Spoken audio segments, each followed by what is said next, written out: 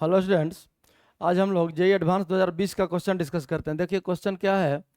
A football of radius R is kept on a hole of radius small r less than capital R. ये देखिए, ये diagram में साफ साफ दिख रहा है, ये होल है, 2r डायमीटर दिया हुआ है होल का, तो रेडियस हो गया कितना आर, और एक कैपिटल आर रेडियस का फुटबॉल है जो इस पर प्लेस कर दिया गया है। प्लांक केप्ट हॉरिजॉन्टली, इनिशियली ये जो प्लांक है अभी टिल्टेड पोजीशन में दिखा रहा है थीटा एंगल पर, ये इनिशियली हॉरिजॉन्टल था। One end of the plank is now lifted so that it gets tilted making an angle theta from horizontal as shown in the figure. देखिए ये प्लांक जो था हॉरिजॉन्टल था इनिशियली, और धीरे धीरे इसको रेज किया जा रहा है, उठाया जा रहा है एक एंड को, ताकि ये इंक्लाइन बनता चला जाए। तो जब ये एंगल थीटा हो गया टिल्ट होके, उस समय का डायग्राम आपके सामने है। पूछ रहा है the maximum value of theta so that football does not start rolling down the plank satisfies figure is systematic and not drawn to scale. देखिए यहाँ ये पूछा जा रहा है कि देखिए जैसे जैसे हम लोग प्लांक को ऊपर उठाएंगे, ये तो आप लोगों को भी समझ में आ रहा होगा कि इस पॉइंट के अबाउट रोलिंग का चांस बढ़ते जाएगा जैसे जैसे इसको ऊपर ले जाएंगे। तो पूछ रहा है वही कि थीटा का मैक्सिमम वैल्यू जिसके लिए रोलिंग नहीं हो, मतलब थीटा का मैक्सिमम वैल्यू जब तक इक्विलिब्रियम रहे, और इक्विलिब्रियम का आखिरी पोजीशन जो होगा, ये सब इक्विलिब्रियम का पोजीशन है, जब तक ये रोल नहीं करता है ये फुटबॉल तब तक ये इक्विलिब्रियम में है। तो इक्विलिब्रियम का लास्ट पोजीशन जो होगा थीटा का मैक्सिमम वैल्यू, जहां के बाद टपलिंग शुरू हो जाएगा। टपलिंग पढ़े होंगे आप लोग, ये ऐसे इसी इंड के अबाउट, ये फुटबॉल जो है इस इंड के अबाउट ऐसे रोल कर जाएगा, यही टपलिंग। तो टपलिंग का जस्ट इनिशियल स्टेट, मतलब कह सकते हैं कि ऑन द वर्ज ऑफ टपलिंग, उसी के लिए थीटा का वैल्यू पूछा जा रहा है आपसे। ये सब ऑप्शन दिया है। तो देखिए ये क्वेश्चन तो बड़ा सिंपल है, इसको जरा समझते हैं हम लोग। ये देखिए दो डायग्राम बनाए हुए हैं, यही आपका फुटबॉल और ये है आपका इंक्लाइन। पार्टिकुलर एंगल थीटा ले लेते हैं हॉरिजॉन्टल से। अब थीटा एंगल पर देखिए यहाँ इंक्लाइन, यहाँ जो कांटेक्ट है इस पर एक नॉर्मल लगेगा इंक्लाइन के वजह से। ये जो होल था ये इंक्लाइन जैसा बिहेव करेगा, इस पॉइंट पर कांटेक्ट है तो कांटेक्ट फोर्स इसको मान लिए N1, और यहाँ से जो फोर्स लगेगा इसको मान लिए N2, और एक फोर्स लगेगा mg। अब देखिए ऑन द वर्ज ऑफ टपलिंग अगर लिखा जाए, ऑन द वर्ज ऑफ टपलिंग, तो ऑन द वर्ज ऑफ टपलिंग का क्या मतलब हुआ कि इसके जस्ट बाद टपलिंग स्टार्ट हो जाएगा। इसके जस्ट बाद ये यहां से इस पॉइंट के अबाउट रोटेट करना शुरू कर देगा। तो टपलिंग आप लोग पढ़े होंगे, इक्विलिब्रियम का क्रिटिकल कंडीशन है, ये आखिरी पोजीशन इक्विलिब्रियम तक का है, इसके बाद टपलिंग शुरू हो जाएगा। इसे जैसे ही थीटा का वैल्यू थोड़ा सा हम लोग बढ़ाएंगे टपलिंग स्टार्ट हो जाएगा। क्यों स्टार्ट होगा अभी देखेंगे हम लोग। पहले यहाँ देखिए, अगर टपलिंग जस्ट शुरू होने वाला है तो ये कॉन्टैक्ट तो यहाँ से छूटेगा, ये जैसे ही रोटेट करना शुरू करेगा ये कॉन्टैक्ट क्या होगा, छूटेगा।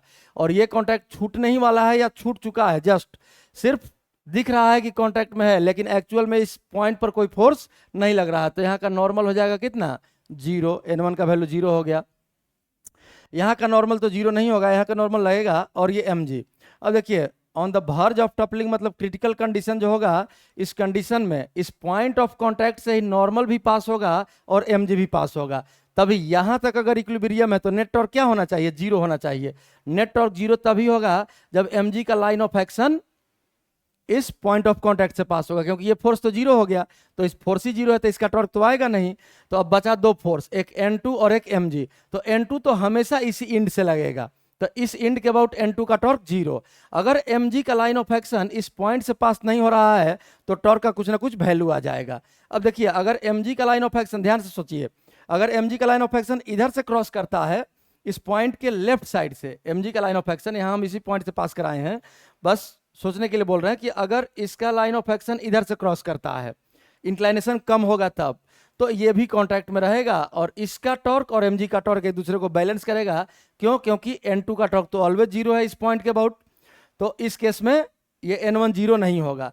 अब यहां से इंक्लाइनेशन बढ़ाते बढ़ाते इस पोजीशन में आए कि ये फोर्स जस्ट 0 हो गया, मतलब जस्ट इसके बाद टपलिंग होने वाला है, तो ये फोर्स 0 हो गया तो नेट टॉर्क 0 भी होना चाहिए। N2 का टॉर्क तो 0 है ही, अब नेट टॉर्क 0 सोचिए कब होगा, जब mg का लाइन ऑफ एक्शन एग्जैक्टली इस पॉइंट से पास होगा, तो अभी नेट टॉर्क फिर से क्या होगा, 0 होगा। और यही इक्विलिब्रियम का आखिरी पोजीशन है या ऑन द वर्ज ऑफ टपलिंग का पोजीशन है, ये बोल सकते हैं। अब यहाँ से देखिए, जैसे ही आप इंक्लाइनेशन थोड़ा सा बढ़ाते हैं, इंक्लाइनेशन बढ़ने का मतलब ये होल तो साइज बढ़ेगा नहीं, तो ये स्फेयर जो है ये थोड़ा सा इधर की ओर शिफ्ट होगा, ऊपर की ओर। जैसे ही ऊपर की ओर शिफ्ट होगा, ये पॉइंट जो है सेंटर थोड़ा सा आगे बढ़ेगा और mg का लाइन ऑफ एक्शन इस पॉइंट को क्रॉस कर जाएगा राइट साइड से, जो कि इस डायग्राम में दिखाया गया है। देखिए यहाँ ये एंगल हम ज्यूम कर लेते हैं, वहाँ थीटा है तो स्लाइटली बढ़ा दिए, थीटा प्लस डी थीटा। अब जो है mg का आपका लाइन ऑफ एक्शन थोड़ा सा इस पॉइंट से, कॉर्नर से जहाँ कॉन्टेक्ट में है, इससे राइट साइड शिफ्ट कर गया, लेकिन अभी भी n2 यहीं से पास हो रहा है इसी कॉर्नर से, और n1 तो पहले ही 0 हो चुका है। तो अब देखिए mg का टॉर्क तो लगेगा ही लगेगा, तो इस पॉइंट से परपेंडिकुलर डालिए, इसी परपेंडिकुलर डिस्टेंस को आगे बढ़ाइए, r cap r cross F, ये इसको इधर की ओर रोटेट करा देगा, मतलब टपलिंग स्टार्ट हो गया। इस पॉइंट के अबाउट, इस इंड के अबाउट ये स्फीयर रोल करना शुरू कर दिया। किसके बाद? जस्ट इसके बाद। तो यही आपका ऑन द वर्ज ऑफ टपलिंग का पोजीशन है, यही थीटा का मैक्सिमम वैल्यू है जब तक ये टपल नहीं कर रहा है, मतलब रोटेट नहीं कर रहा है, इस पॉइंट के अबाउट रोल नहीं कर रहा है, ये आखिरी पोजीशन है थीटा का मैक्सिमम वैल्यू। यही थीटा हम लोगों को सॉल्व करना है। अब ध्यान से देखिए, यहाँ हॉरिजॉन्टल और इंक्लाइन के बीच का एंगल है कितना? थीटा। तो अगर वर्टिकल ड्रॉ कर लें तो ये एंगल कितना हो जाएगा? 90 माइनस थीटा। अब यहाँ से अगर परपेंडिकुलर डाल लें इंक्लाइन पर तो ये एंगल हो गया कितना? थीटा। हॉरिजॉन्टल इंक्लाइन है ये, इंक्लाइन, और ये इंक्लाइन के परपेंडिकुलर है ये लाइन, तो टोटल एंगल 90 है। ये थीटा हॉरिजॉन्टल और ये वर्टिकल है, तो ये 90 माइनस थीटा, तो ये हो जाएगा कितना? थीटा। तो ध्यान से देखिए, जो एंगल हॉरिजॉन्टल और इंक्लाइन के बीच होता है वही एंगल इंक्लाइन के परपेंडिकुलर और वर्टिकल के बीच होता है, थीटा। हम लोग इसी रिजल्ट का यहाँ यूज कर लेते हैं। तो ये है डायमीटर 2r दिया हुआ था, ये 2r। अब यहाँ से अगर हम लोग इस पर परपेंडिकुलर डाल लें, ध्यान से देखिए ये डायग्राम, तो यही हो गया आपका इस इंक्लाइन पर परपेंडिकुलर, और इंक्लाइन पर परपेंडिकुलर और वर्टिकल के बीच का वही एंगल हो जाएगा थीटा, जो हॉरिजॉन्टल और इंक्लाइन के बीच है। अब ये थीटा आ गया, देखिए ये रेडियस है आपका r, फुटबॉल का रेडियस कैपिटल R, और ये डायमीटर 2r है, तो ये रेडियस यहाँ से यहाँ तक कितना हो जाएगा? ये डिस्टेंस आ जाएगा आपका स्मॉल r। अब इसी थीटा का मैक्सिमम, यही थीटा का मैक्सिमम वैल्यू है, तो यहाँ से हम लोग इस राइट एंगल ट्रायंगल से क्या लिख सकते हैं? साइन थीटा इक्वल से, तो दिख रहा है perpendicular small r divide by hypotenuse capital R, यही आपका थीटा का मैक्सिमम वैल्यू हो गया। तो sine theta equals r by r, यही आपका सॉल्यूशन है। और देखिए कौन सा ऑप्शन आ जाएगा आंसर में? Sine theta equals r by r, आपका इसमें आंसर हो गया ऑप्शन ए, यही इस क्वेश्चन का सॉल्यूशन है।